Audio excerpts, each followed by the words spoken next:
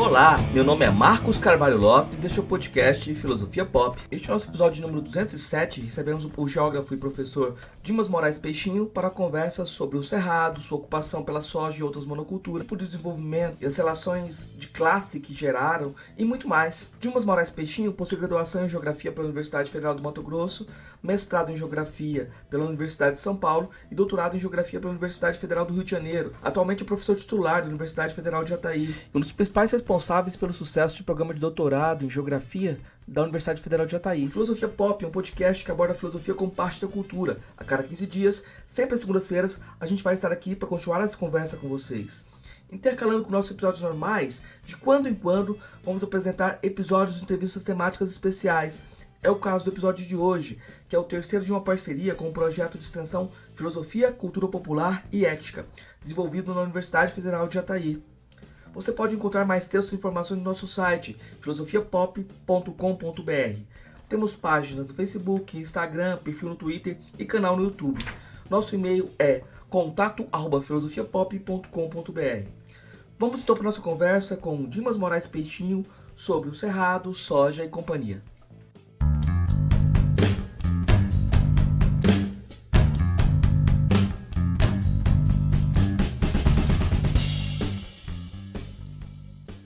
Hoje eu recebo o professor Dimas Moraes Peixinho, direto de Jataí. É meu colega aqui na Universidade Federal de Jataí e é um dos grandes pesquisadores da área da geografia. Aqui em Jataí a gente tem um curso de doutorado, né? Então aqui há um desenvolvimento de pesquisa sobre a área. Nossa conversa hoje vai girar em torno do cerrado, mas a primeira pergunta que eu vou fazer para o Dimas é uma pergunta que é um pouco diferente. Ela, na filosofia, aparece num ensaio de um autor chamado Ralph Waldo Emerson. E, nos Estados Unidos, diante da dificuldade, da necessidade de pensar, ele começa um ensaio chamado Experiência, perguntando: onde estamos? Essa é a pergunta que eu vou começar, Dimas. Onde estamos? Ô, Marcos, obrigado pelo convite. É uma satisfação participar do podcast que você tem, que é bastante ouvido, acompanhado, tem uma repercussão boa. É uma questão que demanda uma série de possibilidades. Então, pensando um pouco com a cabeça de geógrafo, eu diria que a geografia tinha, há um tempo atrás, dois conceitos que talvez pudesse orientar um pouco essa ideia, que é a chamada posição e localização. Então, a posição é mais ou menos fixa do ponto de vista espacial, e a localização é relativa a alguma coisa. Então, se a gente pensasse um pouco a partir dessa lógica espacial, quer dizer, a gente, do ponto de vista espacial, a gente está, pensando no território brasileiro, no centro do Brasil.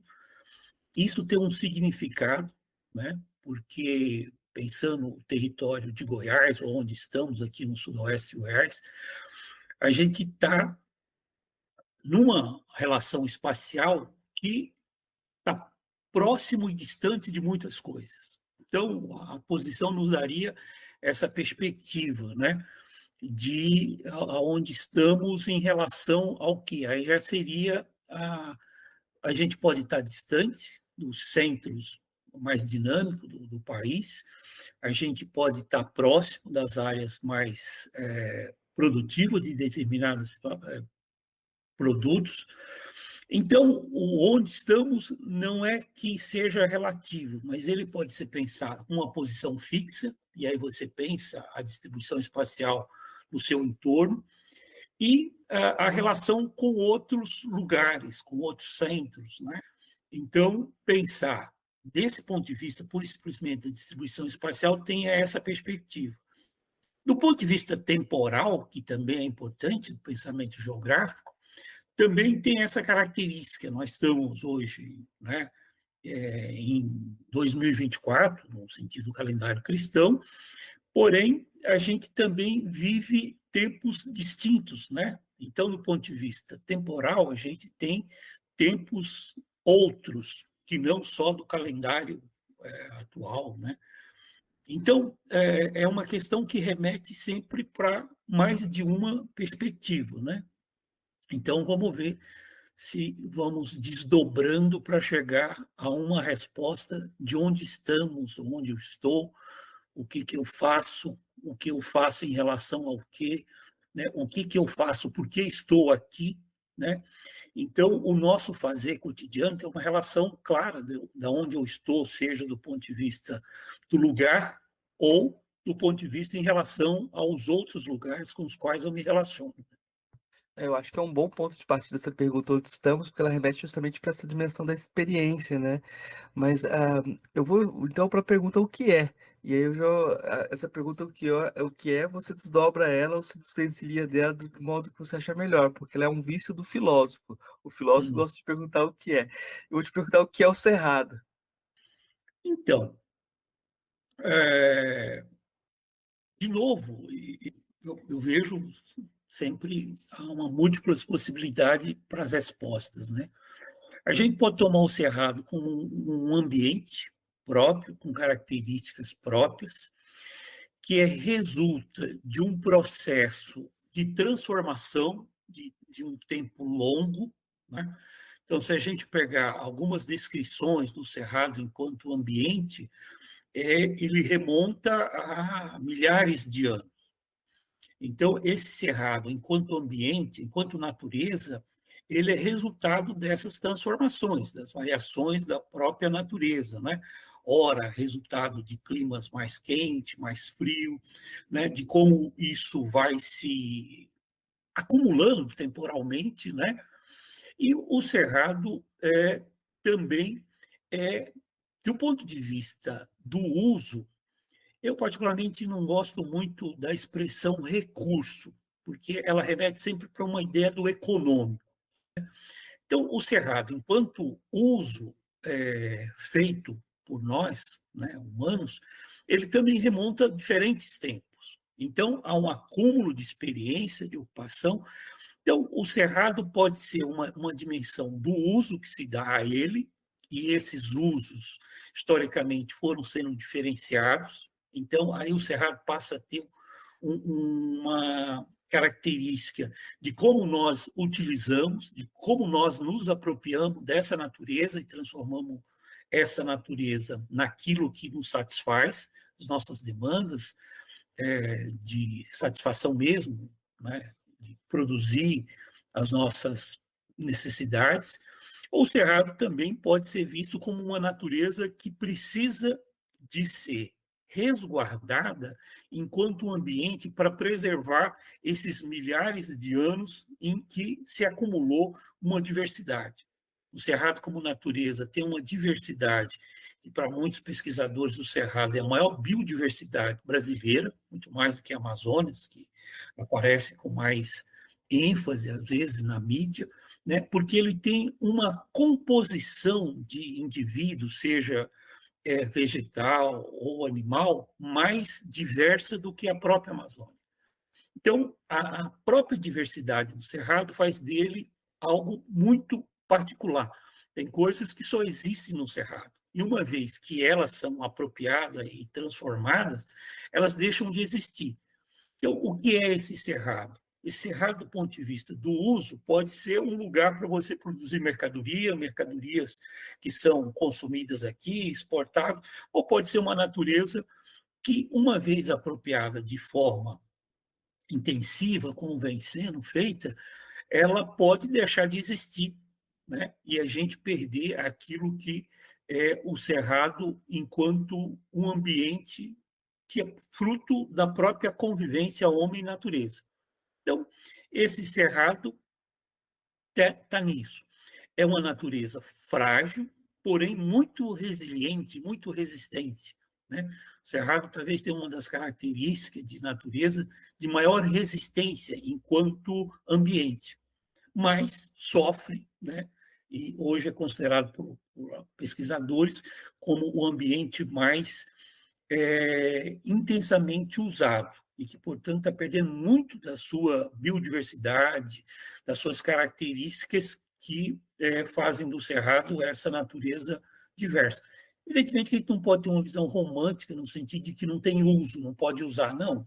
A questão não se está em usar o cerrado, mas a forma como ele vem sendo apropriado, isso mostra que nós estamos erodindo uma natureza que, em muitas situações, é irreversível, ela não volta mais, por mais resistente que seja, a condições, digamos, de que se devam preservar.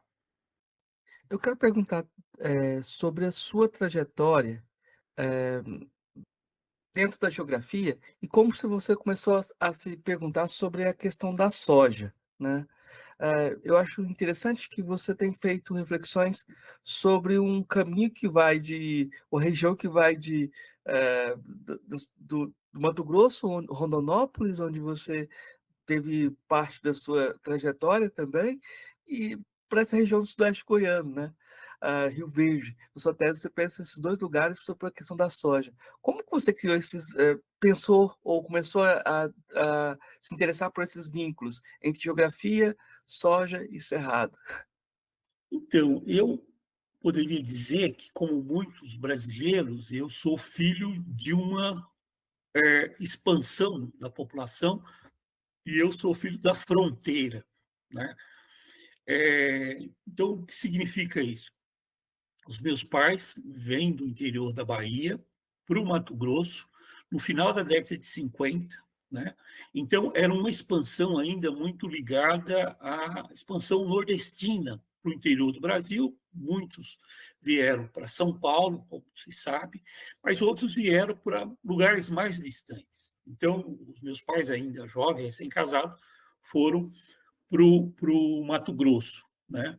Na época ainda não existia divisão Mato Grosso do Sul, Mato Grosso, e eles foram viver em Rondonópolis, que estava começando enquanto lugar, né?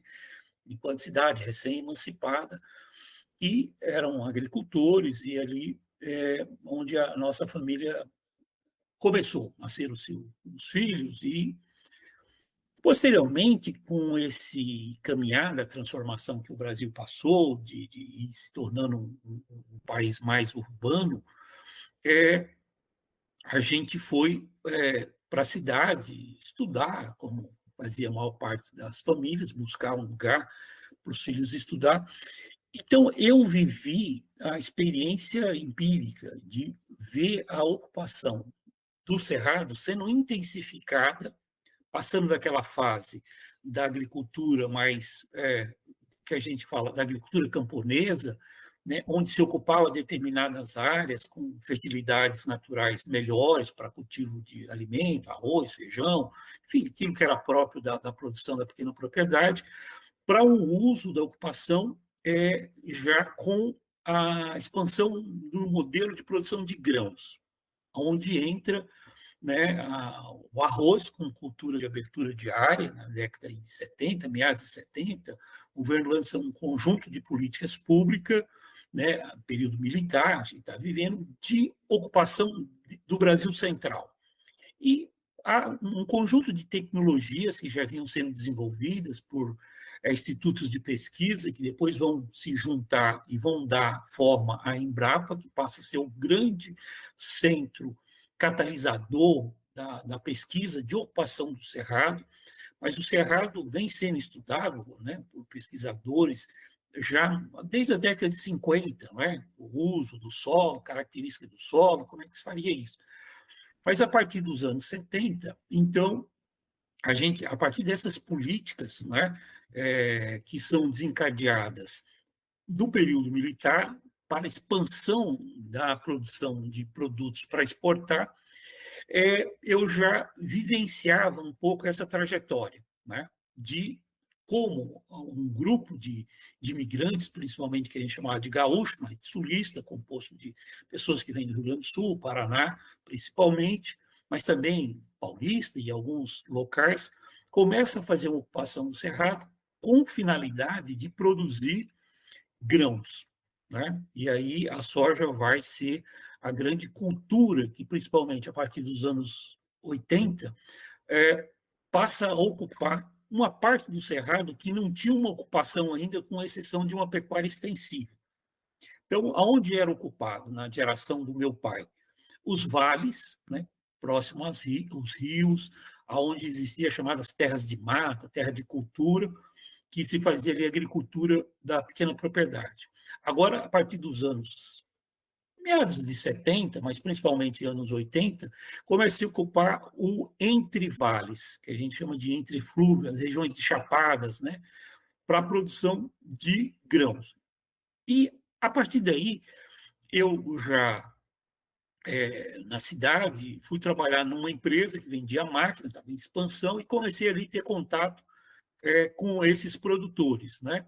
E começa a aparecer, né, aquele movimento intenso de ocupação, e aquilo foi formando uma certa, tanto uma visão empírica, que você observava diretamente, a abertura, o crescimento da cidade, Rondonópolis, e também o modelo que eu, nos meus trabalhos, posso chamar de modelo técnico, sendo implementado, né? Modelo que utiliza sementes selecionadas de uma cultura, no caso a soja, as máquinas, né?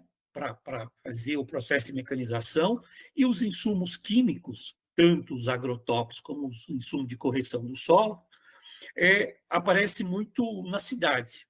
As cidades que são próprias desse modelo, você vai encontrar muitas empresas se instalando.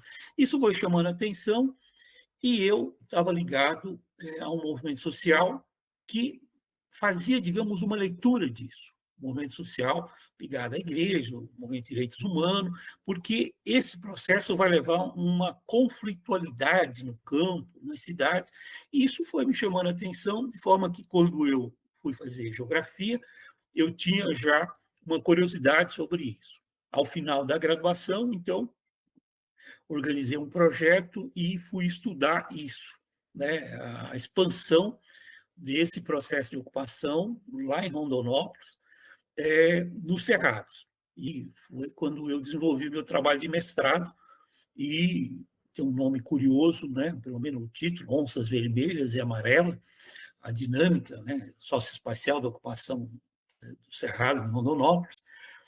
E, a partir daí, então, eu fui meio que verticalizando, fui conhecer, fui tratar com os profissionais que estudavam, que trabalhavam, e fui tentando fazer uma interpretação geográfica dessa ocupação, né? E, desde então, tenho pensado um pouco a partir daí, né? Como que a demanda internacional por soja na década de 70 influenciou as políticas públicas no Brasil? E de que forma que o Brasil se reposicionou na divisão internacional do trabalho durante esse período? Então, uma coisa que, na minha forma de interpretar, e eu sempre recorro à ideia da história, para entender essa lógica de uma nova divisão e como o Brasil se insere nela, acaba sendo importante a gente pegar alguns aspectos que, por que isso se fez aqui no Brasil da forma como aconteceu. Eu faço uma associação, tá, de leituras, obviamente que não é uma coisa pessoal, mas são interpretações dentro das ciências sociais. É um modelo que vem de fora, né? E ele vai ser estruturado muito a partir dos Estados Unidos. Há uma disputa entre a produção de proteínas, né? E vai prevalecer, a partir dos anos 30, nos Estados Unidos, esse modelo que vai levar a conversão de proteína vegetal a proteína animal. Isso se torna um modelo de padrão alimentar.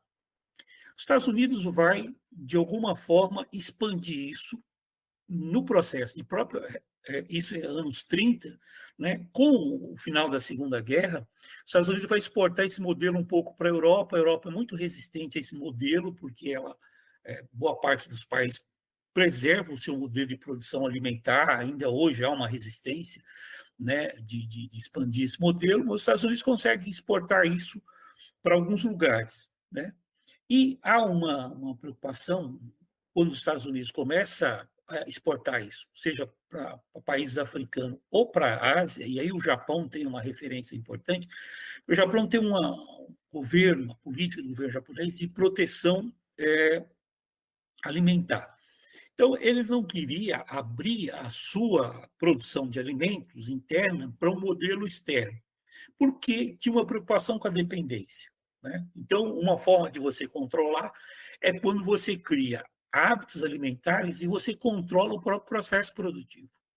E o Japão, então, pensando um pouco nisso, vai propor, a partir dos anos 70, uma política de produção de soja que não fosse exclusivamente dos Estados Unidos. E aí vai fazer uma associação, né, através de uma organização pública do Japão, chamada JICA, ou JICA, em que vai propor ao Brasil uma parceria. Então, vai trazer um know-how, principalmente de sementes, e é daí que surge a Embrapa. Então, quando você olha a configuração inicial da Embrapa, você vai ver que boa parte do corpo técnico da Embrapa são japoneses.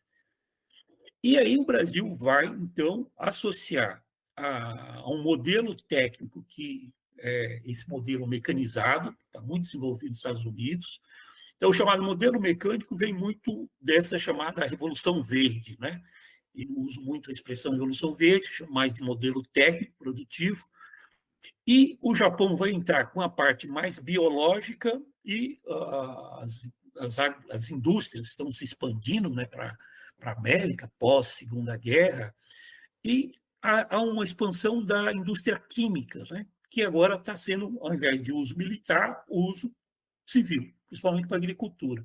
Então, se você observar, parte dessa indústria química, ela vem da guerra, do uso, né? E o mecânico vem também desses países que controlam, já tem um desenvolvimento mecânico. Então, isso vai juntar no Brasil e que vai dar esse centro disso que eu defino, então, que eu chamo como modelo técnico. Então, recuperar isso é importante entender como é que chega a soja aqui. Então, a soja já tem alguns experimentos iniciais, vindo com a própria população japonesa, que tem na base da alimentação, uma parte da alimentação asiática, chinesa, é soja, diferente do nosso consumo aqui. Eles consomem soja in natura. Você vê que alguns produtos da culinária asiática é baseado na soja. A soja na China, da onde ela é domesticada, a soja é endêmica, né, ou é própria, natural da China, da região da Manchúria. Mas os japoneses também têm na sua base culinária a soja. Então, eles trouxeram o experimento da soja para o Brasil desde quando vieram, em 1908, já traz primeiro soja forrageira, depois essa soja que produz grão. Então, já há uma experiência nesses grupos e isso vai consolidar, a partir dos anos 80, esse modelo de produção de grãos para converter proteína vegetal em proteína animal. Se você pega a base da alimentação, que se popularizou a partir dos Estados Unidos, é baseada em gordura, carboidrato e proteína, né? O sanduíche, e isso vai se expandir como modelo de alimentação. E isso vai estar, então, baseado ou estruturado nesse modelo de conversão de proteína vegetal em proteína animal. Se a gente pega a soja produzida, por exemplo, no Brasil, boa parte dela é transformada em farelo, que vai servir de base para a produção de ração para aves e suínos, modelo mais brasileiro, assim que se estruturou, e mais recentemente para bovinos também. E aí você converte, então, proteína vegetal em proteína animal. E disso vai se tornar um modelo de alimentação. E hoje se diz assim, que, para fechar esse ciclo aqui de raciocínio, o Brasil alimenta o mundo. Não é verdade esse discurso, primeiro porque esse modelo de alimentação, segundo alguns dados, ele atende mais ou menos 800 milhões de pessoas que estariam ligadas a esse modelo. A Terra hoje tem mais de 8 bilhões. Então, significa que nós, de fato, produzimos alimento estruturado nesse padrão alimentar. Então, a vinda da soja para o Brasil e a sua expansão, e cada vez mais intensificada, tem a ver com um padrão de alimentação que vem principalmente dos Estados Unidos, se expande para parte do mundo, né? E hoje esse modelo traz uma série de problemas, porém ele está em expansão. O processo de urbanização em países como a China, que foi, né, uma coisa extraordinária, no final do século XX e agora século XXI, fez com que a China, que hoje é o maior importador desse tipo de alimento, seja soja in natura ou carnes já convertidas, né, de proteína vegetal em proteína animal, por conta da urbanização, né? Então, conforme você vai urbanizando, a Índia, por exemplo, passa por um processo de urbanização parecido, não tem o mesmo padrão de alimentação. Então, por isso que nós exportamos tanto e para alguns países, especialmente a China, alguns países asiáticos, países da Europa também, baseado nesse modelo de alimentação. Então, o que explica a expansão da soja no Brasil tem a ver com uma geopolítica de um modelo alimentar, né, que países preocupados, os Estados Unidos, controlar a produção de soja no mundo. Até pouco tempo, os Estados Unidos era o maior produtor de soja, hoje é o Brasil, né? E isso faz com que o Brasil entre numa nova divisão internacional do trabalho. Vai passar a produzir proteínas para uma parte da população mundial que consome esse modelo. Agora pensando um pouco as transformações espaciais, você usa o conceito de espaço como um sistema de sistemas. Como que isso se aplica à sojicultura? Quais as principais transformações no espaço construídas nos cerrados com a expansão da sojicultura? Então, essa ideia de um sistema de sistema vem de formulações do Milton Santos, que é um geógrafo que eu sigo. O Milton Santos, para quem não é do campo da geografia ou das ciências sociais, é considerado um dos pensadores brasileiros de maior importância que nós temos. Já faleceu em 2001, mas deixou um legado, né, na geografia, mas também nas ciências sociais, muito importante. Então, a geografia brasileira tem alguns pensadores que são considerados pensadores seminais no pensamento geográfico formulado brasileiro, e entre eles o Milton. Aí tem o Absábero, o Carlos Augusto Monteiro, também são referências de uma geração aí de consolidação do pensamento geográfico. Então, o Milton vai propor algumas perspectivas para interpretar. Ele é um grande teórico, então ele pensa um pouco da teoria. Então, ele, quando fala que o espaço é um sistema de sistemas, ele trabalha com a lógica de totalidade e subtotalidades, né? A gente poderia pensar o espaço como uma totalidade e as regiões como subtotalidades. O Brasil tem um território grande, né? Para usar uma expressão no cotidiano, com mais de 8 milhões e 500 quilômetros quadrados. Há uma diversidade, né, ambiental grande, e dentro dessa diversidade a gente poderia dizer que formam subsistemas. Só que esses subsistemas eles se conectam a um sistema que, digamos, é o Brasil, que por sua vez também está dentro de um sistema mundo. Então, quando eu penso, por exemplo, a partir da interpretação da apropriação do espaço que hoje a sojicultura ocupa no Brasil, né, mais de 37 milhões de hectares são cultivados com soja anualmente no Brasil, eu posso espacializar ou territorializar as áreas de soja, onde hoje se cultiva soja, né? A sojicultura, então, ela tem uma expansão do sul, né? Rio Grande do Sul, Paraná, para o centro-oeste, né? Entrando Mato Grosso do Sul, Goiás, Mato Grosso, e indo, né, para a região amazônica, e hoje, oeste da Bahia, sul do Piauí, sul do Maranhão, né? Então, dá para você observar o que a gente chama de regiões produtivas da sojicultura. Claro que a sojicultura ela está dentro de uma divisão na escala nacional e internacional. Então, quando você pensa os lugares de produção ou as regiões produtoras, elas estão associadas a empresas que têm as suas centros de decisões fora do país. Então, assim, aqui não se planta, por exemplo, pensando aqui onde estamos, Jataí, por exemplo, ou em qualquer outra região brasileira que se planta soja, ou na Argentina, ou no Paraguai, ou na Bolívia, para ficar em países aqui sul-americanos, ou nos Estados Unidos, ou Canadá, enfim, onde tem soja, agora em expansão na África também, o centro que decide aonde vai se plantar, como vai se plantar, quanto vai se plantar, não é decidido no lugar que se cultiva.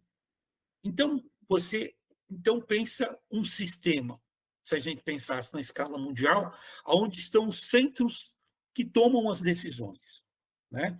As multinacionais que vão dizer assim, olha, nós queremos comprar 5 milhões de toneladas de soja do Brasil, tantos milhões. Então, elas fazem o seu planejamento e desencadeia, a partir dali, uma ordem até chegar aqui em quem vai cultivar. Então, quando eu penso um sistema de sistema, me leva a pensar não de forma isolada.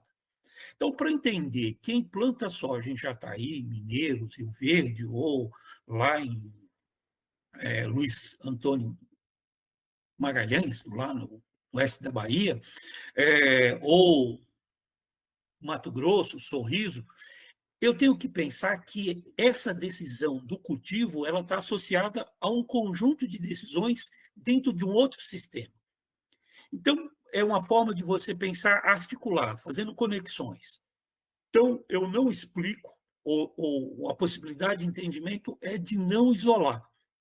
Então, acho que uma dessas proposição do Milton, no sentido de pensar um sistema de sistema, é isso, de você poder particularizar, quer dizer, a sojicultura que é feita aqui em Jataí, ela tem característica, porque aí entra o produtor, as condições ambientais, a localização, a posição, ela não se isola do conjunto do sistema da sojicultura mundial, que, por sua vez, está inserido no mundo, né, alimentar, que está inserido num conjunto de decisões do capital financeiro. Então, é essa articulação e, do ponto de vista do movimento, do pensamento, é uma forma interessante da gente pensar, né?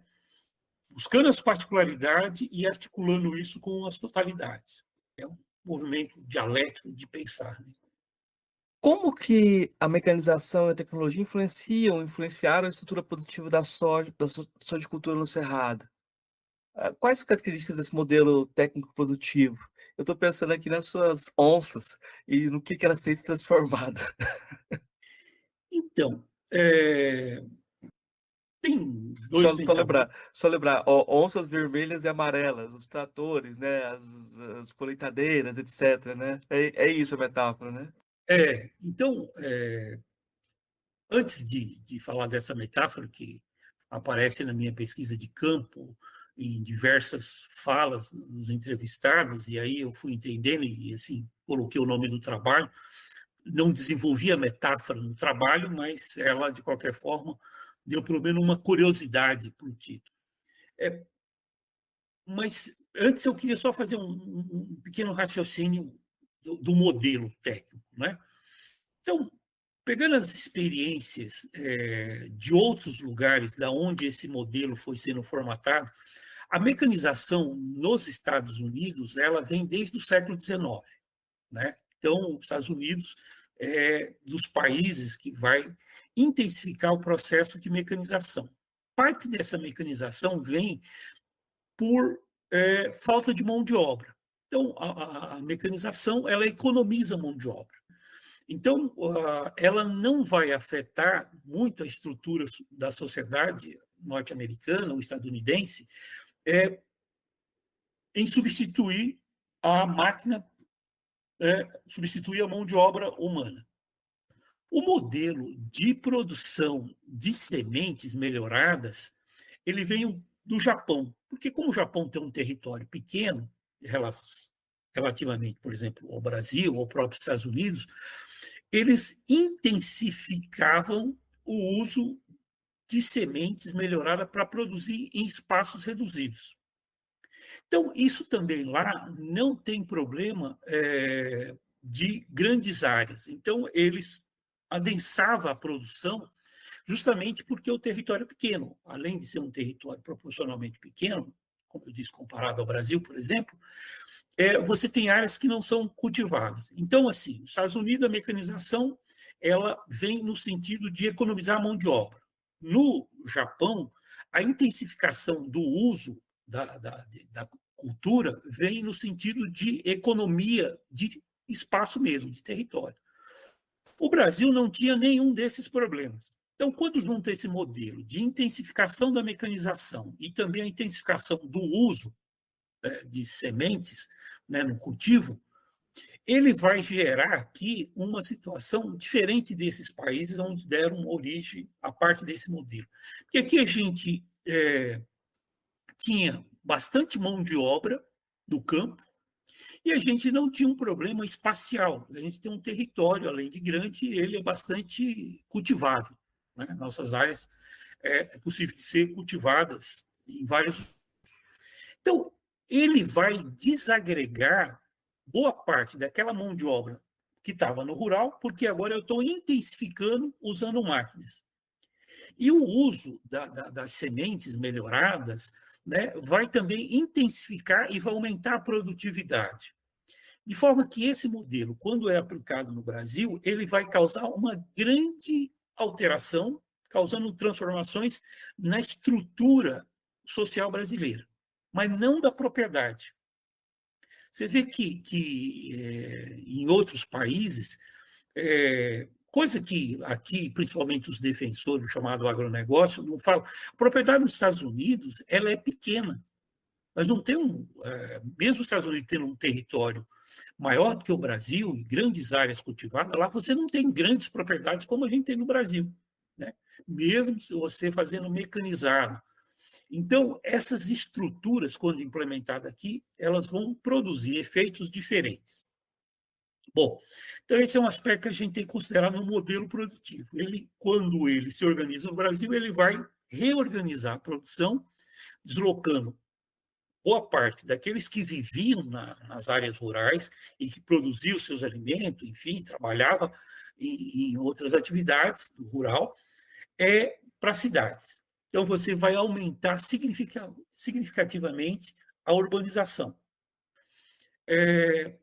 E também do ponto de vista do uso das técnicas de intensificação do cultivo.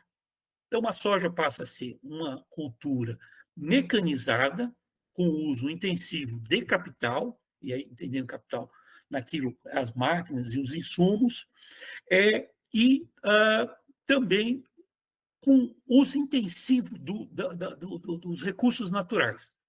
Eu digo que não gosto muito da palavra recurso, mas vou utilizá-la aqui. Isso vai transformar a ocupação. Então, se a ocupação anterior era mais dispersa, né? O uso era menos intensivo, você não usava muitos insumos para produzir aquilo que precisava para alimentação e para comercializar, agora passa esse modelo a fazer isso. Isso vai reorganizar o uso do território no Brasil. Pois muito bem. Só que conforme esse modelo vai se expandindo, e aí vou chegar então na ideia das onças, aquela população que vivia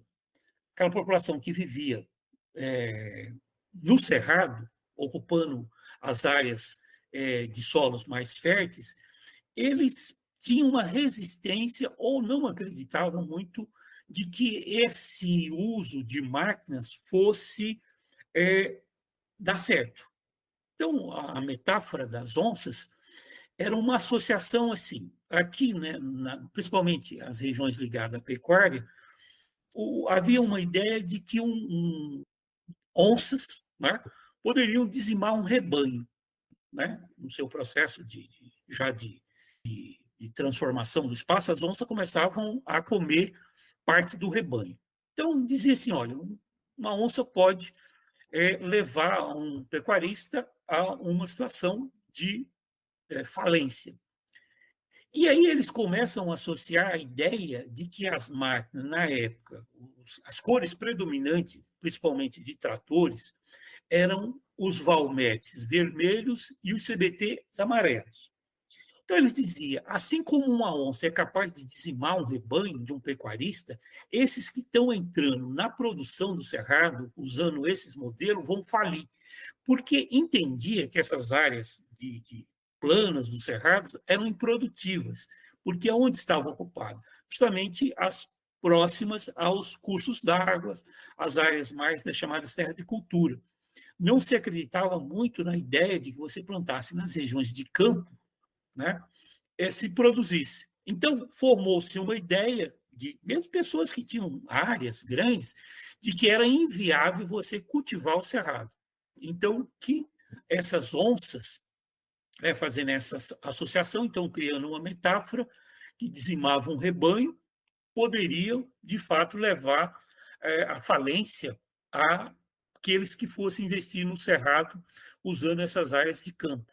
Então, e daí vem outras ideias, né? Eu me lembro que um entrevistado na época, ele dizia assim, só os preguiçosos ganharam dinheiro. Por quê? Porque o cara era tão preguiçoso que ele não conseguiu vender a área dele. E aquilo fez com que o cerrado, de uma área considerada improdutiva, muito barata, como a nossa geração ou dos nossos pais acreditavam, deixou a área sem uso. De repente, com a intensificação da ocupação, hoje as áreas de cerrado tornaram-se muito valorizadas, a ponto de 1 hectare hoje, nas regiões de cerrado, própria para o cultivo, né, desse modelo técnico, ser muito mais valorizada do que no sul do país, aonde deu origem a esse grupo. Né? Se dizia, é comum se ouvir, vendia 1 hectare lá, comprava 10 aqui. Hoje, se você vender 1 hectare aqui, você possivelmente compre mais de uma no sul, apesar de lá ter áreas muito valorizadas. Mas para ver que nesses últimos 50 anos, as áreas de cerrado, os solos de cerrado, de improdutivo, aquilo que não se queria, né, transformar hoje nas regiões mais valorizadas em função das mudanças técnicas e também do uso que se deu nesses últimos anos, né? Então, a compreensão, essa leitura, né, criando essa metáfora, ela é muito significativa, né? E daria aí para avançar nessa compreensão de como a percepção, né, vai criando uma linguagem própria para explicar uma alteração na realidade. Né? Eu acho que a gente fez um arcabouço e aí dá para entender melhor como alguns discursos se confrontam. Eu estou pensando aqui no discurso da fronteira e do self-made man, né? Que sempre vai para a fronteira e ele faz o projeto, ele faz a vida dele, né?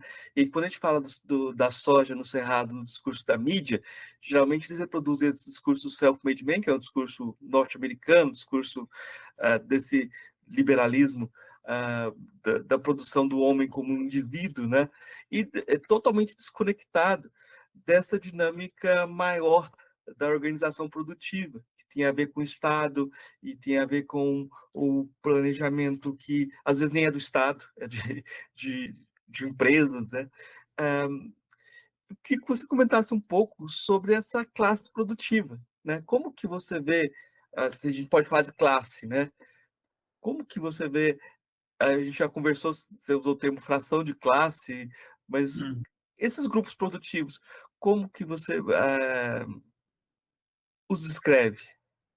Então, Marcos, como você estava falando, o discurso do pioneiro é sobre ele, a gente pode pensar ele numa perspectiva, daqui a pouco escrever um pouquinho, como um discurso legitimador para você eliminar o outro.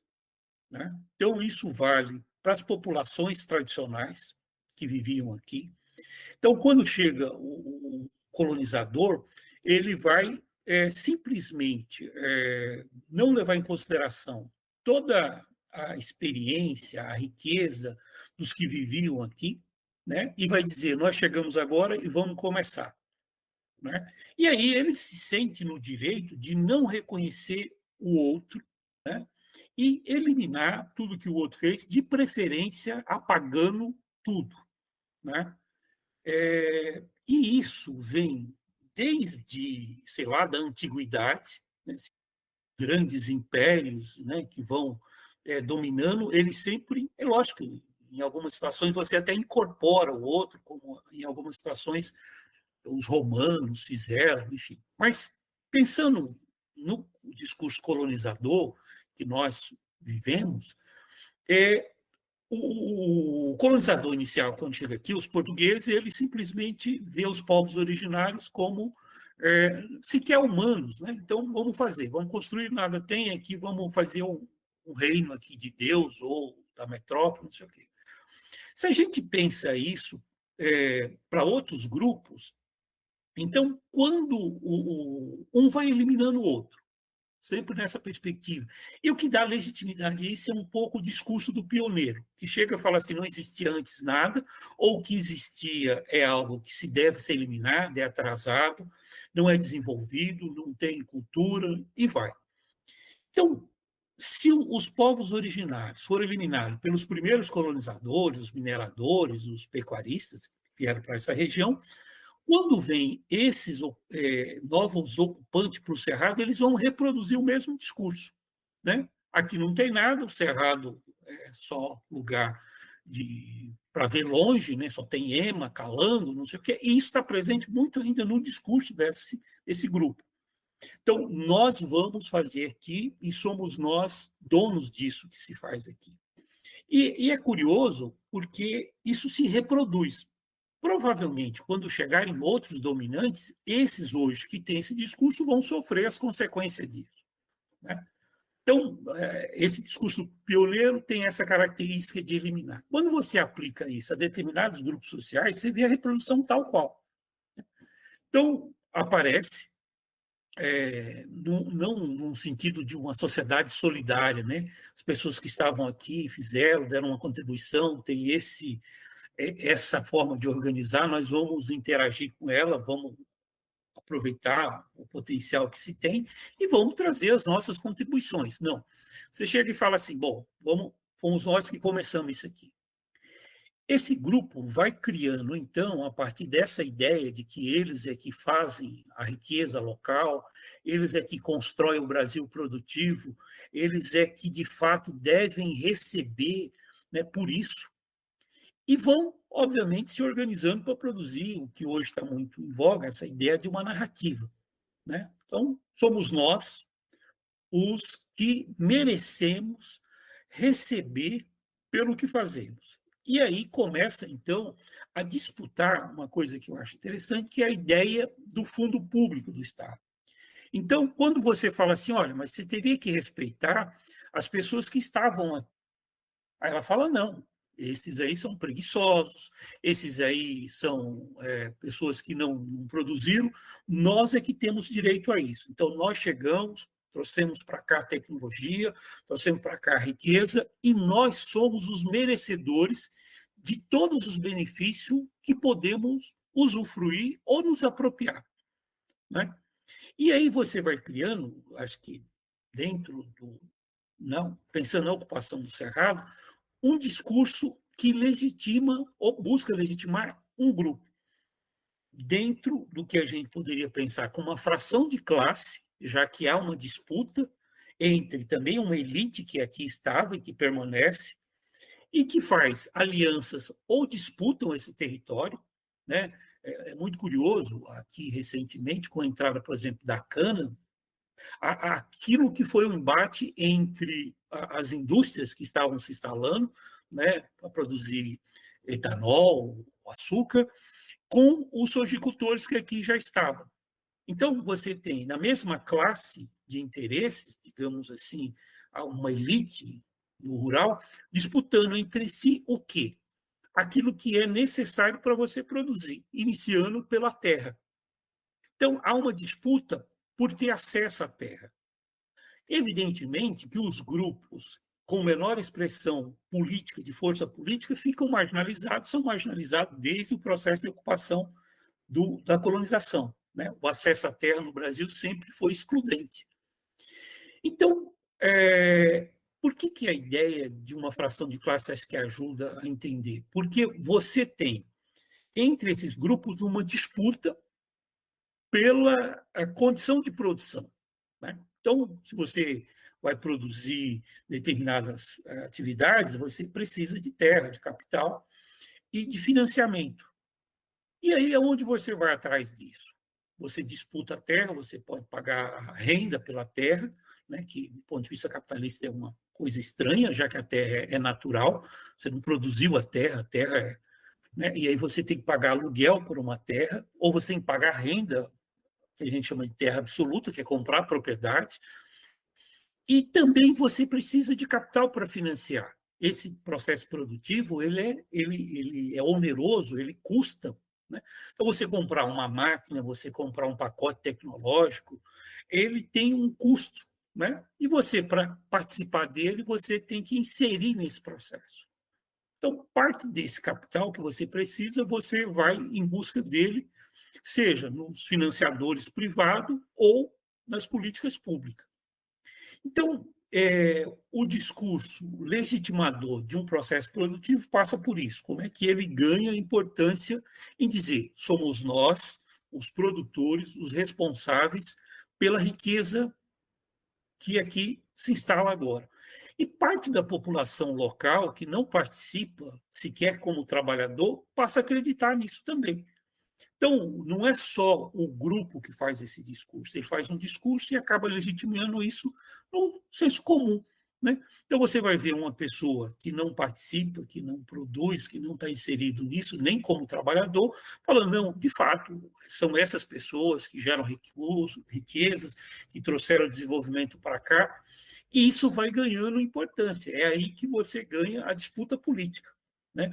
A representação política formal, se você pegar, elas são predominantemente de pessoas ou desse estamento social ou de quem serve a ele. E aí você vive essa relação de disputa mesmo material, mas também no inconsciente coletivo, né? Porque você passa a ter pessoas apoiando um conjunto de ideias das quais ela está excluída. Né? Eu fiquei pensando aqui na noção de progresso que está implícita nesse tipo de narrativa, né? Que estamos trazendo o progresso. E aí, esse progresso, até que ponto que esse progresso é um resultado, em termos dessa narrativa que é construída, de uma dinamização produzida pela ditadura? Eu queria que você avaliasse essa questão que você mesmo coloca. Nós temos um encantamento por algumas coisas. Quando eu digo encantamento, é aquilo que nos fascina. De certa forma, dentro das relações de produção, nós gostamos de tecnologias, nós gostamos de coisas que são inovadoras. O Zé de Souza Martins, que é um sociólogo importante brasileiro, né, escreveu, dentro dos seus escritos, tem uma ideia que ele desenvolve, que muitas das promessas da modernidade elas não são acessíveis. Então, a ideia de que as pessoas teriam acesso àquilo que as tecnologias possibilitam, né, elas não se realizam para muitos. Né? Então, quando alguém daqui, eu vejo essas feiras, né, de tecnologias e pessoas assim que vão lá ver, né, e de fato são encantadoros. Você vê hoje uma máquina extraordinária movida por um operador à distância, que sequer tem um operador fisicamente na máquina. Você vê isso assim como algo extraordinário, né? Máquinas enormes, que custam milhões, né? 3 milhões, 2 milhões, depende da tecnologia embarcada. Isso vai criando uma coisa que o Milton vai chamar de tecnosfera. O que é a tecnosfera?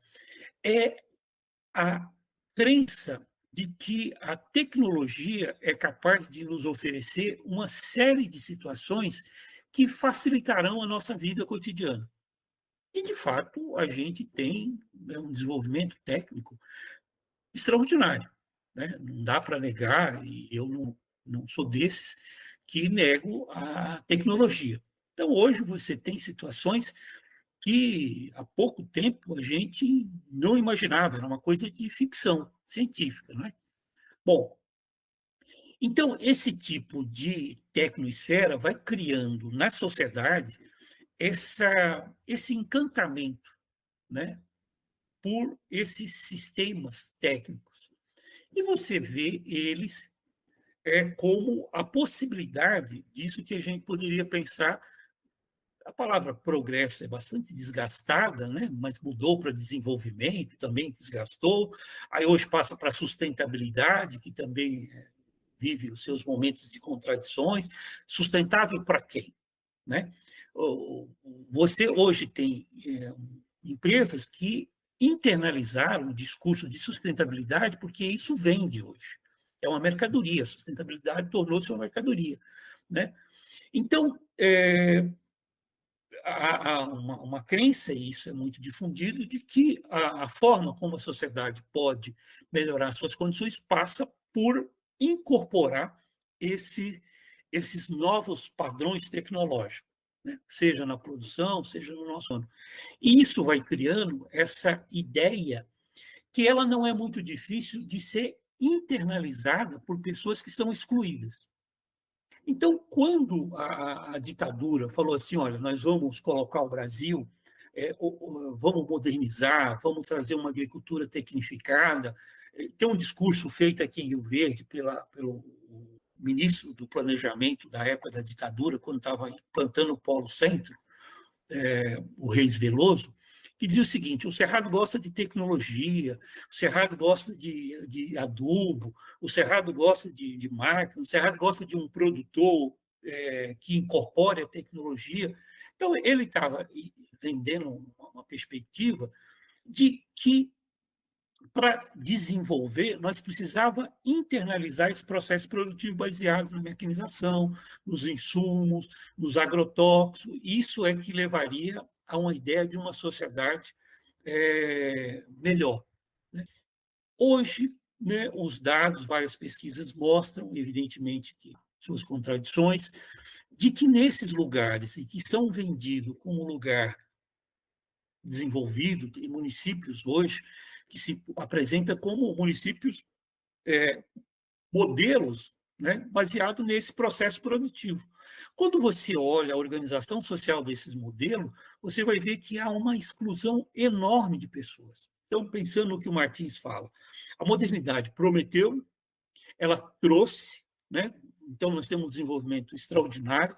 Mas, assim, o Brasil, tecnicamente, é comparativo, competitivamente, com países da Europa, com o Canadá, com os Estados Unidos. Então, as tecnologias que eles têm lá, nós temos aqui também. Nós somos capazes, nós temos custo, inclusive em situações mais competitivas. Você bota um pouco do problema do Brasil no Estado. Você fala, o custo do Brasil tem a ver com o Estado, né? Porque o Estado não ajuda, o produtor, aí você coloca o produtor como se fosse sinônimo daquilo que faz e o Estado atrapalha, que é um discurso liberal, neoliberal, coisa do tipo. Né? Mas parte da população passa a ver nisso aquilo que vai dar a melhor situação para ela. E esse modelo é bastante excludente. Então, esse discurso de que se faria uma classe média na ocupação do Cerrado, que você faria distribuição de riquezas a partir dessa produção, né, de exportar matéria-prima, ele, na verdade, cria, de fato, um grupo de ricos, mas cada vez menor. Né? Tanto é que o Brasil figura entre os países que têm mais ricos. Né? Aliás, o Brasil proporcionalmente tem criado mais milionários, bilionários, do que outros países. O que é evidente, né? Num país onde a população participa mais da distribuição, evidentemente que a concentração é menor. Então, não é uma coisa boa as pessoas falarem, olha, o Brasil está entre os países que aparecem na lista da Forbes, né, com os grandes bilionários do mundo. Ao contrário, quanto menos bilionários a gente tiver, mais talvez a gente possa ter pessoas participando do produzido, a distribuição. Então, de certa forma, aquilo que a ditadura propôs, do ponto de vista técnico, se expandiu, né? Hoje não dá para falar, o Cerrado hoje, dentro dessas políticas públicas da década de 70, de fato, ele conseguiu desenvolver um processo de ocupação com tecnologias. Hoje o Brasil está inserido numa divisão internacional do trabalho, um produtor de matérias-primas, de commodities, agrícola ou outras commodities, né? Extrativista. No entanto, o que trouxe de riqueza para a população no seu conjunto? Algumas coisas, sim, e muitas promessas, não. Então, esse modelo que vem da década de 70, produzido aí dentro do regime militar, pode-se dizer, olha, quanto sucesso foi. Né? Veja, o Brasil hoje é o principal produtor de alimentos, né, para o mundo. O sucesso que foi essas políticas, né, que possibilitou o Brasil, que era um importador de alimento, hoje exportar alimento para o mundo. Que tipo de alimento nós exportamos? Né? E o que significa a gente fazer esse discurso que o Brasil hoje é o maior exportador de alimentos, principalmente de proteínas, né, seja soja, milho, fibra, como algodão ou carnes, se a gente internamente tem uma população de mais de 35 milhões, segundo as políticas, aí os dados, que passam fome. Então, mostra que esse modelo de produção ele é excludente. Ele não coloca, mesmo aqueles que participam como trabalhadores desse modelo, né, na sua resultado de renda. Então, ele é concentrador e a gente vai nessa tendência, né, de formar bilionários, poucos, e uma população, né, que vive em situações de misérias, né, seja do acesso mesmo aos bens que o Estado produz, né, distribui, ou deveria distribuir, como o acesso que o próprio setor privado produz. Né? Então, você tem uma condição de que aquilo, voltando à história do Martins, as promessas, elas estão aí, muitas delas visíveis. Hoje nós temos tecnologias similar em algumas situações a países chamados desenvolvidos. Por outro lado, temos uma sociedade extremamente sem acesso, que participa, mas não participa da distribuição da riqueza. Tem algumas contradições que são muito interessantes, né? Quando a gente pensa no liberalismo, o Adam Smith ele é muito estranho, porque ele tem a riqueza das nações, mas ele tem os sentimentos morais, né? Só que as duas coisas não ficam compatíveis, né? E ele cria ou desenvolve a ideia de empatia. Você tinha a mão invisível, mas tinha que ter simpatia para poder distribuir renda, né? E é como se aqui no Brasil a gente tivesse simpatias robesianas. O pessoal quer que seja a luta de todos contra todos, como se fosse o liberalismo fosse isso, mas sem simpatia nenhuma em relação ao outro. Tem essa eliminação do outro, a eliminação daqueles que não fazem parte do lucro, né? Ou do processo. Mas esse tipo de contradição leva a gente a ter uns curtos-circuitos muito interessantes, como esse tipo de discurso liberal, que se diz liberal, mas quer se apropriar do Estado, né? Um exemplo que eu conversei com você esses dias, eu acho que você me disse que é mais amplo, é esse do governo de Goiás que criou um imposto do agro, né? Um imposto que é cobrado em relação à produção, mas que os próprios agricultores direcionam o uso dele, né? Eu queria que você comentasse um pouco sobre isso, esse curto-circuito entre se dizer liberal, se dizer a força produtiva que deve ser livre do Estado, e ao mesmo tempo tentar se apropriar do Estado, ou depender desse financiamento do Estado. O Celso Furtado, que é um economista de referência do Brasil, ele dizia que o capitalismo no Brasil se desenvolveu de forma particular. Né? Parece que um entendimento de que isso é verdadeiro. Digamos assim, o olhar liberal da formulação do liberalismo era do risco. Né? Então, o risco é um elemento central do ponto de vista do capitalismo. Você investe e, se você tiver lucro, você vai ter acesso a esse lucro, e se você tiver prejuízo, faz parte da natureza do capitalismo, né? Então, no Brasil, de uma forma geral, os capitalistas, eles sempre, ou na sua maioria, ou nessa elite chamada capitalismo, eles não se sente, parece, muito afeito ao risco. Então, eles querem sempre uma proteção de forma que, se houver lucro, é meu, e se houver prejuízo, não tem nada com isso. Alguém tem que bancar. A quem se recorre nesse momento? Ao Estado.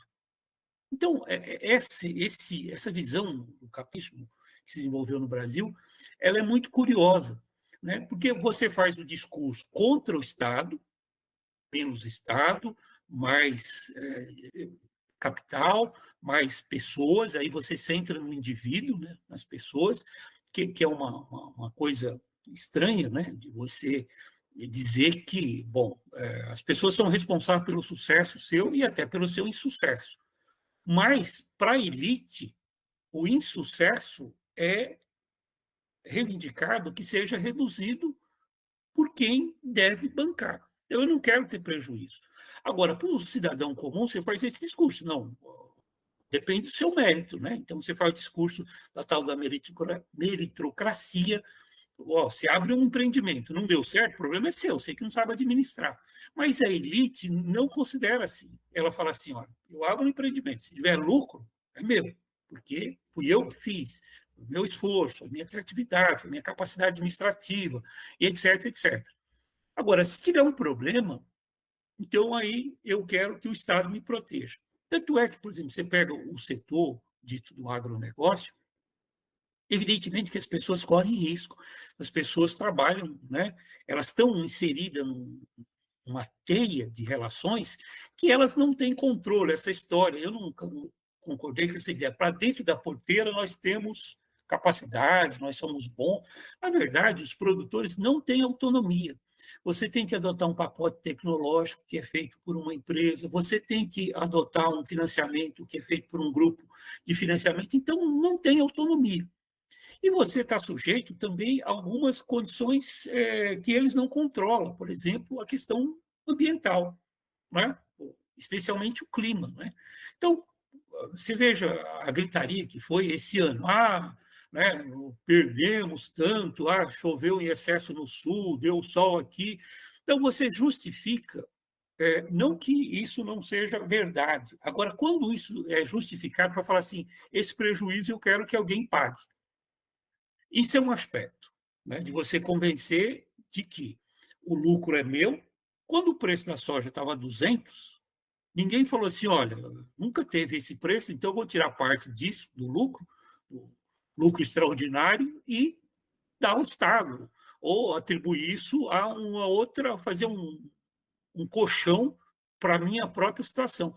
Aí, no ano seguinte, há uma queda do preço pela própria funcionalidade do sistema. Aí você fala, bom, agora estou no prejuízo. Quem que paga isso? Então, eu quero um seguro que me proteja. E o dinheiro vem de onde? Eles falam assim, a gente vai colocar um pouquinho, mas quem tem que bancar isso é o Estado. Por quê? Porque nós somos o desenvolvimento do país. Então, se o setor for mal, o país vai mal. Agora, se a gente for bem, aí é nosso, tudo nosso. Nós compramos mais máquina, compramos mais terra, compramos mais carro, compramos mais não sei o quê.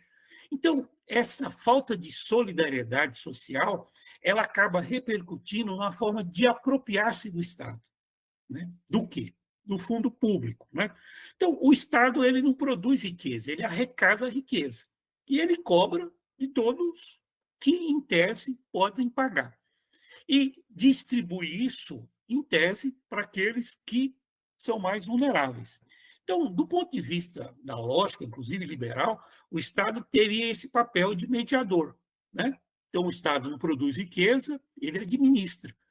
E aí, a administração, do ponto de vista principalmente desenvolvida a partir das ideias do Keynes, do início do século XX, é que o papel do Estado é distribuir. Então, ele tem um papel de criar uma sociedade em que não haja grandes desigualdades, mesmo entre a lógica do capitalismo. Não estamos falando aqui nada de ideia socialista, nada disso. Isso é o liberalismo, né? O liberalismo clássico, pelo menos. Né? Então, o Estado tem um papel. e um papel importante, né? Então, quando parte do recurso vai para a saúde, vai para a educação, vai para a assistência social, vai para a seguridade dos mais vulneráveis, o Estado está fazendo o papel dele, de tornar uma sociedade mais equilibrada para que ela seja, né, melhor, mais feliz, sei lá qual é o adjetivo que a gente pode usar. Esse grupo é um grupo que fala ao contrário. Eu não quero o Estado, porque o Estado atrapalha, desde que ele ajude os outros. Quando ele está me ajudando, se faz necessário. Então, assim, de forma resumida, o discurso leva à seguinte ideia: eu não quero o Estado para o outro, eu quero para mim. Então, nesse sentido, é uma apropriação do Estado. E aí eu sou dos que entendo, numa perspectiva de que o Estado é classista. O Estado não tem essa ideia do liberalismo do bem comum, né? Aí, como dizem os contratualistas, né? Então, o papel do Estado é promover a sociedade, diminuir os desequilíbrios, potencializar aqueles que não têm as oportunidades, né? Então, você teria no Estado, dentro do próprio ideia liberal, de que o Estado faria esse papel, né? E o liberalismo feito por algumas pessoas do Brasil, que eu acho que aí não são nem liberais, são simplesmente egoístas, eles falam assim: o Estado é meu, só meu. Então, o Estado tem um fundo público, eu quero tudo para mim. Você vê coisas assim no discurso de algumas pessoas que são estranhas para quem defende ideias, né? Então, o sujeito fala assim: para que a universidade pública? Né? Viu? Então, vamos distribuir um voucher. Quem quer estudar, o Estado vai dar um voucher e ele contrata a privada. Aí você faz esse discurso em nome da liberdade. Você fala assim, ele escolhe onde ele quer. Na verdade, você está pegando e financiando o ensino privado, né? Então, a universidade, as pessoas procuram criar uma imagem negativa dentro desse discurso da universidade, mas, na verdade, é contra a universidade pública. Acho que o Estado está gastando dinheiro numa instituição que, em tese, recebe todos, não importa se você tem dinheiro, se você não tem dinheiro, mas ela se volta para atender a sociedade. Então, você pega parte do recurso arrecadado e destina isso para atender a todos, né? A universidade, por exemplo, pública, ela não está lá só para o pobre, que não pode pagar. Ao contrário, né? Tem cursos que são os cursos mais, digamos, concorridos, acaba tendo um grupo social que tem condição de pagar, se fosse o caso, escola privada. Mas o Estado oferece isso para todos. E o que eu acho que o papel do Estado é isso mesmo, né? Oferecer vagas para todos, independente, inclusive, da sua condição econômica, porque ele é financiado pela sociedade, né? Então, a saúde. Eu vejo, às vezes, pessoas falando assim, poxa, eu vou para a fila do SUS, fico lá esperando 2, 3 horas para ser atendido, eu preciso de uma cirurgia simples, espero 1 ano, 2 anos, mas todos os dias tem milhares de pessoas sendo atendidas. E a pessoa vai lá, passa por um atendimento, podemos discutir se esse atendimento é bem feito ou não, e ela sai de lá, ela não paga nada. O SUS, como uma política pública do Estado, no caso do Brasil, é o maior sistema de saúde do mundo. Então, não está bom? Tem problemas? Eu sei que sim. Né? Aí então você fala assim, eu pago um plano de previdência ou pago um plano de saúde privado. Por que eu vou ter que pagar imposto se eu é que custeio a minha própria saúde? Ora, numa sociedade solidária, você teria que falar, bom, se eu tenho condição econômica para contratar um plano de saúde, eu também contribuo para aqueles que não têm essa condição. E aí você vai fazer o financiamento. Mas se eu quiser ir no SUS e não ter um plano de saúde privado, eu posso ir, né? Então, o que eu acho que na nossa sociedade desenvolve é uma falta de solidariedade com o outro. Você se apropria, de preferência, ou de forma irregular, quando você rouba mesmo, né? Você faz a chamada corrupção, ou quando você pura e simplesmente destrói aquilo que é público, seja no discurso ou na prática. As pessoas não valorizam, ou boa parte não valoriza, inclusive quem depende do público. Então, você pode ir lá destruir a praça, você pode destruir a rua, você pode não cuidar dos equipamentos públicos. Porque você fala, isso não é meu, não é de ninguém, e você acaba desvalorizando aquilo que a sociedade é chamada a fazer para a coletividade, né? Como diz, né? É a res pública, né? É o bem público. No Brasil, a visão sobre o bem público ela é bem distorcida em nome dessa coisa de que o público não funciona e que todo empenho para valorizar o privado. Né? Tem um outro aspecto, pensando na relação do soja e cerrado, mais nesse sistema produtivo maior, outro aspecto colonial, que é o colonialismo químico, que a professora Larissa Bombardi descreve, que a gente tem aqui no Brasil uso de agrotóxicos que são proibidos no resto do mundo. A gente tem um sistema de produção que usa produtos que são comprovadamente prejudiciais para as pessoas, prejudiciais para o meio ambiente, mas aqui usam, no resto na Europa eles não usam, nos outros espaços eles não querem utilizar. Como que você vê esse tipo de colonialismo? Então, isso é curioso, porque parte das empresas que produzem esses agrotóxicos são empresas europeias, japonesas, agora chinesas, indianas, estadunidenses. E, em algumas situações, as sociedades desses países proibiram o uso, mas elas continuam vendendo. O lobby dessas empresas para ampliar o uso desses agrotóxicos é enorme. A gente que às vezes acompanha um pouco esse debate, você vê a chamada bancada do agronegócio ou da Frente Parlamentar da Agricultura, eles têm uma articulação com essas empresas e esses lobbies, que no Brasil é proibido fazer lobby, pelo menos formalmente, a articulação para liberar uma série de produtos, porque, digamos assim, numa lógica do mundo da mercadoria, isso é uma mercadoria.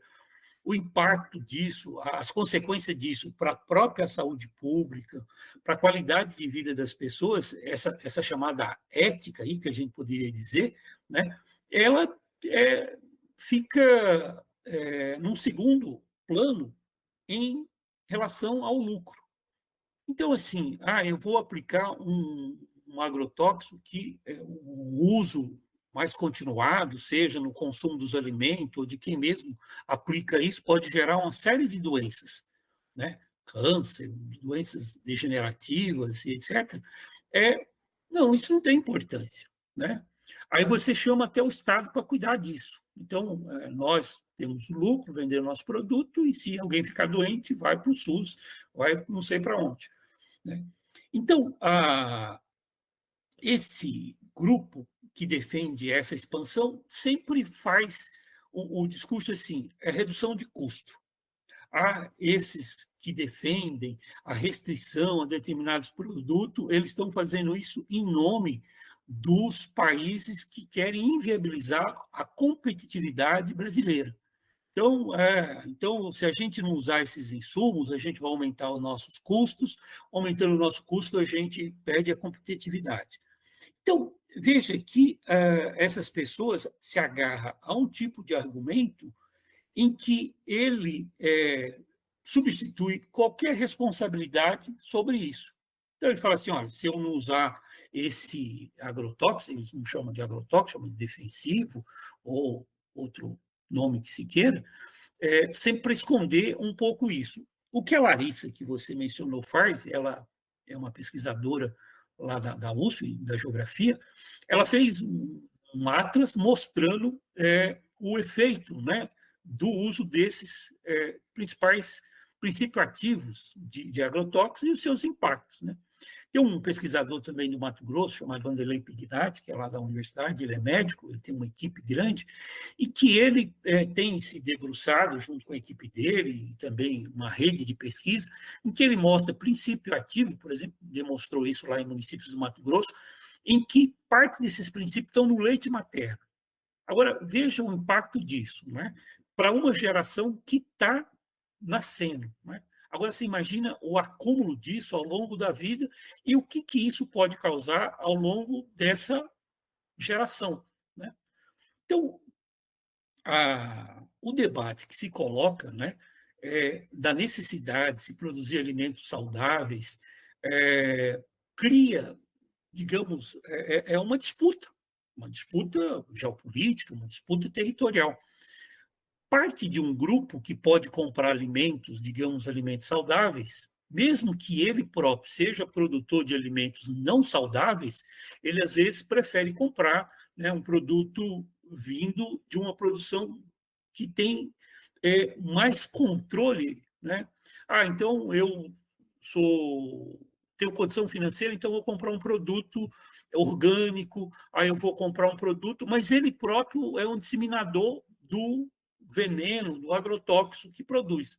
Então, veja a contradição, né? Claro que uma outra preocupação dentro desse grupo é a própria água, né? A contaminação da água, dos seus mananciais, dos lençóis freáticos, porque esses produtos. Hoje tem um debate. Não, esses produtos são muito mais modernos, eles têm um ciclo curto, né? Então eles não ficam. A gente tem produtos que ficam resíduos na natureza por anos, e alguns a gente não sabe nem por quanto tempo. E eles vão sendo incorporados, e quando a gente faz uso disso, você está. Porque você não pode deixar de tomar água, por exemplo, você não pode deixar de se alimentar. Mas nós aumentamos a quantidade de alimentos em função desse modelo técnico. Se não fosse o uso de todos esses produtos químicos, a gente não teria essa produtividade. Bom, isso, em alguma razão, é verdade. Mas se você produz, aumenta a produção, mas não entra também a responsabilidade sobre esses produtos, sobre a qualidade que se está comendo, você está produzindo uma doença hoje cada vez mais sistêmica na sociedade. Para pensar, vamos pegar uma coisa dentro dessa lógica, mas da qualidade que se produz. A obesidade hoje, os Estados Unidos é o país que lidera. A Organização Mundial de Saúde considera uma doença grave em boa parte dos países. O Brasil, mesmo tendo uma população que não se alimenta, ela ou tem sobrepeso ou é obesa. Né? Significa que produzir não significa que você está produzindo uma coisa de qualidade.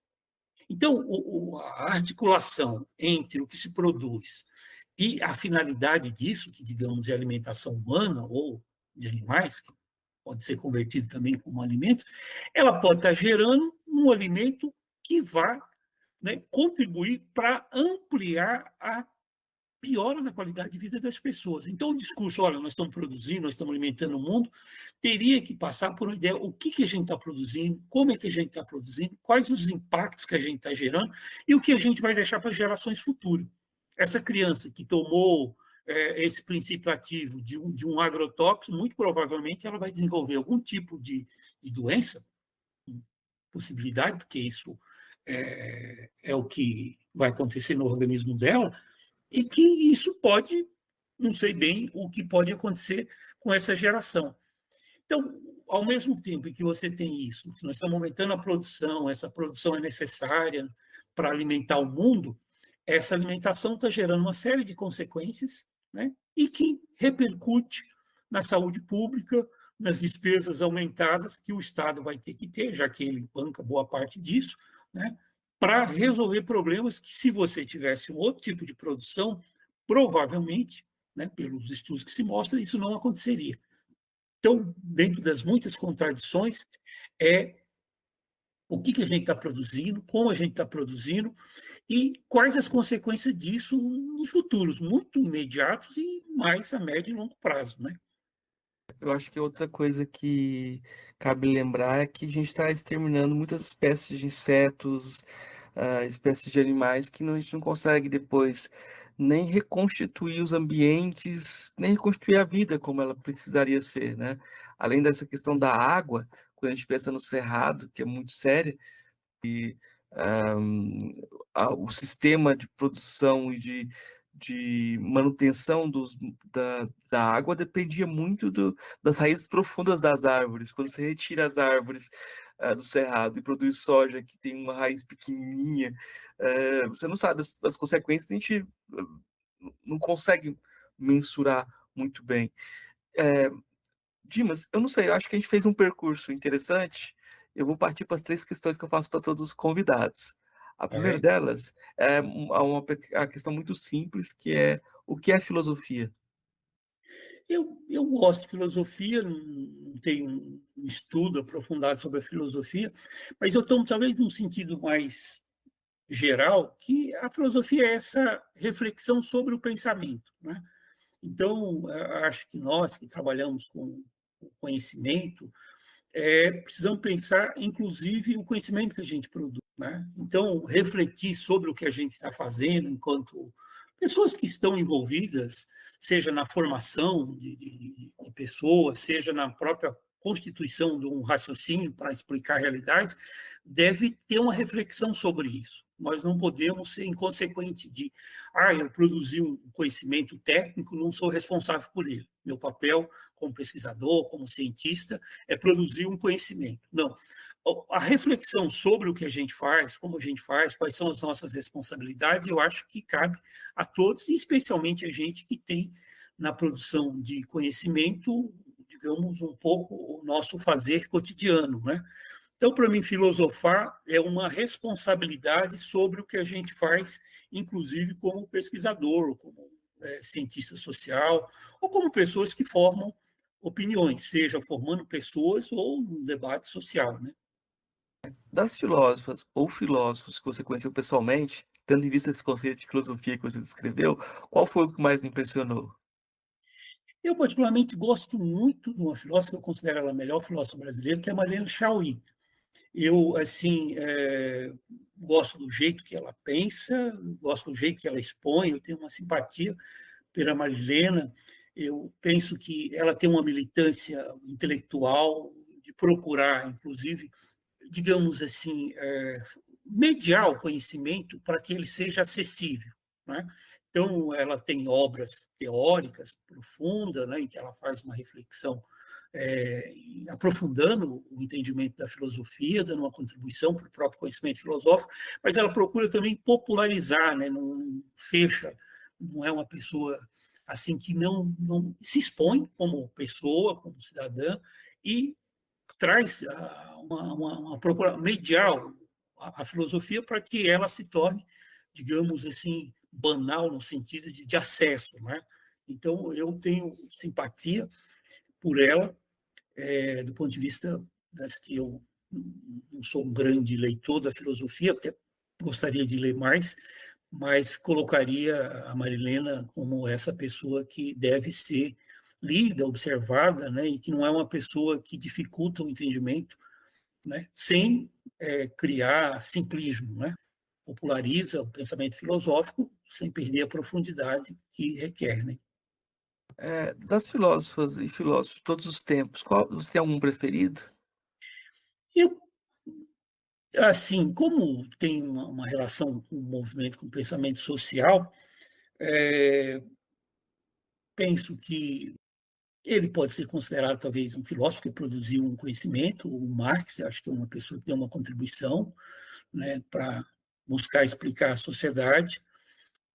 Gosto de um sujeito que é criticado, porque acha em alguma situação ele é reacionário, em outras ele é progressista, que é Ortega y Gasset, que eu acho que faz uma discussão interessante, né, principalmente sobre essa coisa do pensamento geracional, como é que as gerações, né, se transmitem, né, seus conhecimentos.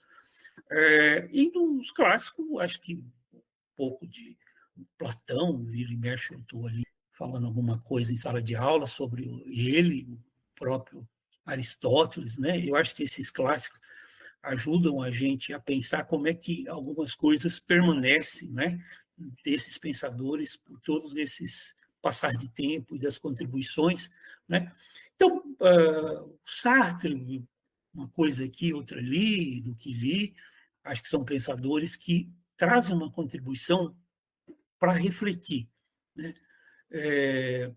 Então, desses clássicos até os mais modernos e os contemporâneos, um outro que volta e meia eu estou lendo, um pouco esses, assim. Eu queria pedir para fechar nossa conversa indicações de o que você quiser indicar de livro, filme, música, o que você achar interessante indicar para as pessoas que estão ouvindo. Pois é, eu sou um consumidor de coisas pouco organizadas, então, assim, eu vejo de tudo um pouco, assisto de tudo um pouco, faço uma leitura na medida do possível, o que chega assim em mãos, dá uma olhada, né? Hoje, esses novos recursos, essas novas possibilidades, por exemplo, o seu podcast, eu acho que é um momento que você tem contribuído, trazido vários pesquisadores, eu acho que, então, ouvir a forma como você conduz e como é que as pessoas, digamos, expressam a forma que pensam, eu acho que é uma coisa interessante, tem várias possibilidades de você desenvolver, desde temáticas até assuntos mais gerais. Eu estava vendo um filme que é bem antigo, já é até difícil de ver, porque é chamado O Exército de Branca Leone? Branca Leone. Eu acho divertido, né, a forma como eles abordam determinadas situações. São cômicas, mas elas trazem assim uma coisa para se pensar, né? Como é que você atribui ao nobre, né, uma função especial e como é que você segue pessoas. Então é um filme assim que eu acho curioso, né? Lógico, tem os clássicos, mas enfim. É, de textos assim, é, eu tenho lido mais coisas meio que da minha área, assim, né? Então, na geografia, eu gosto muito do Milton Santos, que escreve vários textos, mas no campo da geografia, das teorias, autores também. O Rui, aqui em Goiás, a gente tem referências importantes, Orieste Gomes, que é uma referência para a gente na geografia. Não só, o Leste tem uma contribuição na geografia brasileira, é uma pessoa que está aí produzindo, tem vários trabalhos, né? Ele é uma pessoa incansável, tem uma idade já avançada, mas é uma pessoa muito produtiva, né? Escuto um dos meus interlocutores, é o Egmar, que também é uma pessoa da geografia e que eu gosto de sempre bater papo. Então, acho que, além das pessoas que constroem uma obra que está registrada, escrita, eu gosto de conversar, né? Então, acho que uma oportunidade da gente interagir com os outros é, conversar e, principalmente, ouvir, né? Nós vivemos uma sociedade intolerante porque as pessoas não escutam, né? Não dá ouvido ao outro. Então, eu acho que do ponto de vista mesmo das trocas, né, além das obras clássicas registradas, eu acho que nós temos um papel de ouvir. Né? Então, ouço, na medida do possível, o outro e tento dialogar. Então, assim, e para isso você tem que estar mais ou menos organizado, tentando atualizar com os pensadores, né? Então, acho que o desafio da nossa sociedade para se tornar mais tolerante, além das leituras, além de ver coisas boas, está na relação com o outro, né, no nosso cotidiano, e principalmente ouvindo e procurando compreender os argumentos. Né? Então, passa um pouco por isso. Assim, não é uma indicação objetiva, mas eu acho que um dos desafios nossos ser mais tolerante e para isso a gente precisa ouvir o outro. Então tudo aquilo que ajuda, né, a refletir nesse sentido ajuda a gente a construir uma interlocução, né? Ninguém é capaz de resumir a realidade em si, né? Seja numa obra, seja numa pessoa. Então eu hoje estou convencido que dentro das possibilidades de sugestão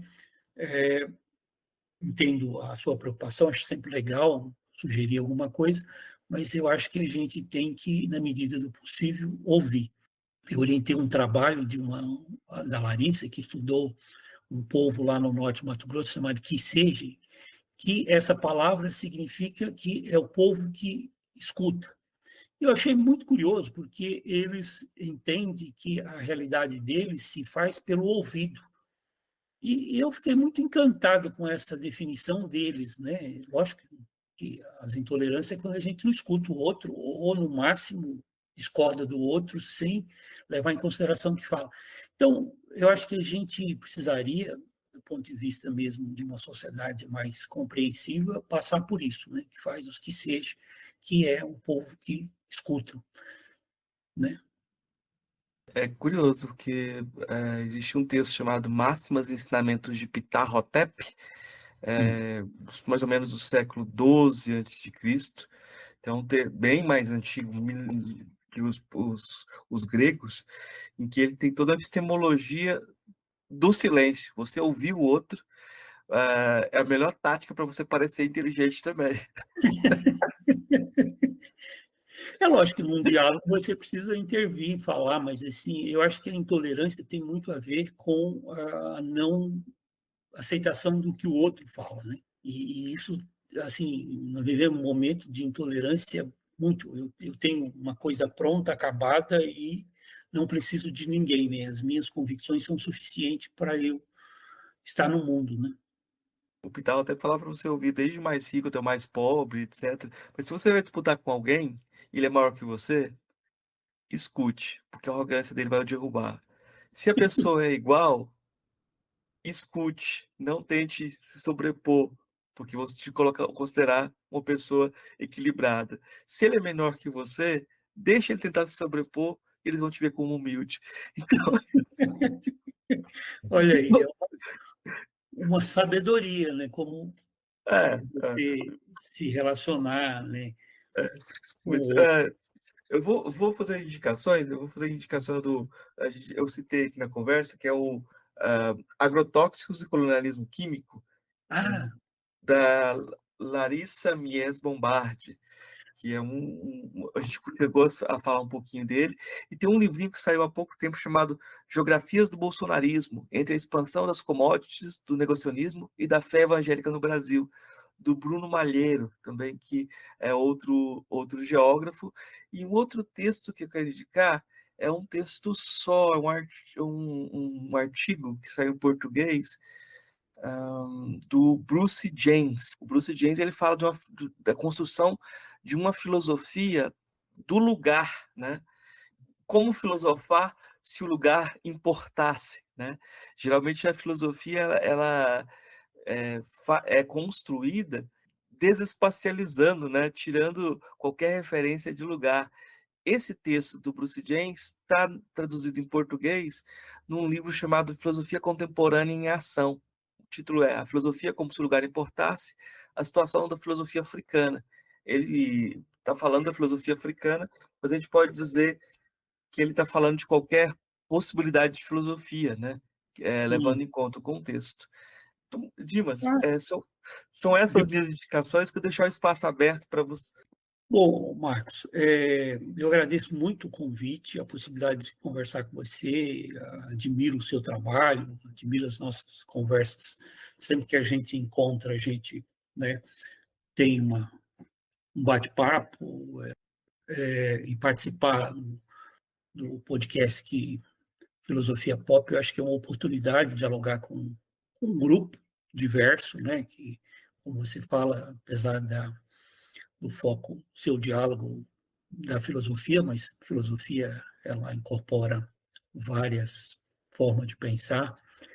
Eu penso que nós temos muita coisa a pesquisar, a estudar. A gente vive num ambiente, falando do Cerrado, que passa por impactos a partir desse processo de ocupação recente, mas tem muitas situações que precisam ser melhor investigadas, né? Nossa comunidade aqui, ela participa disso de forma direta ou indireta. Eu acho que tem muitas coisas que a gente precisa compreender e tentar explicar na medida do possível. O curso de geografia aqui ele é dinâmico, tem pessoas que pensam muito diferentes, tem pessoas que convergem, mas é um curso importante, como você disse no início, é um curso que está verticalizado. Então, nós temos a graduação, bacharel e licenciatura, o mestrado e o doutorado. Isso informa que a geografia tem procurado dar uma contribuição e eu, nesse conjunto, procuro também tentar estabelecer um pensamento fragmentado, mas na medida do possível, tentando refletir a partir dessa experiência que já se vão aí praticamente 30 anos que eu vivo assim, estudando, pesquisando, dialogando. Então, agradeço muito o convite, espero que possa ter trazido alguma informação e, principalmente, alguma inquietação e colocando à disposição para a gente continuar com as nossas conversas aí. Tá bom? Tá ótimo.